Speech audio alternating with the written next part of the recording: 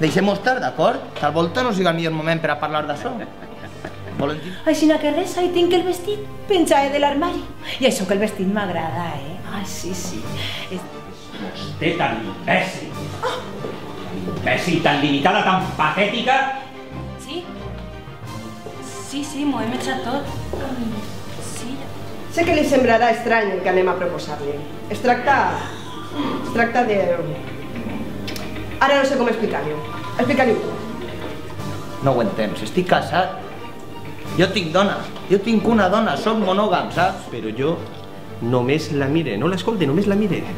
No li faig cas perquè només la mire. I si estiguera al seu lloc, desitjaria que l'ordinador se li esconyara cada 2 segons. I jo aniria i li l'arreglaria. I de pas... Em sembla que puja algú.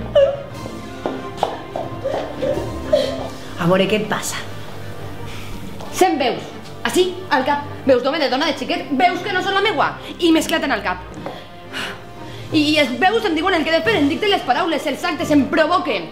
Però de sobte pense que no són veus, sinó que sóc una escollida per a dir. De menjar, de netejar amb la teua llengua verinosa, amb la teua baba de gossa perquè això siga possible. A veure, quan? I me n'adone ara que no aprofite per això. No aprofite per treballar, saps? Ma mare va ser una de les últimes dones que he conegut de les d'abans. I jo ara vull ser ma mare, tancar-me, soterrar-me, no ser res. La meua exdona hauria de dir som. A mi també m'ho sembla. Doncs què hem de fer, no? Les coses són així. Escolta, i ara que treballarem juntes i haurem de suportar-nos, com em trobes? Guapa, intel·ligent i un peliu masculina. Sensible...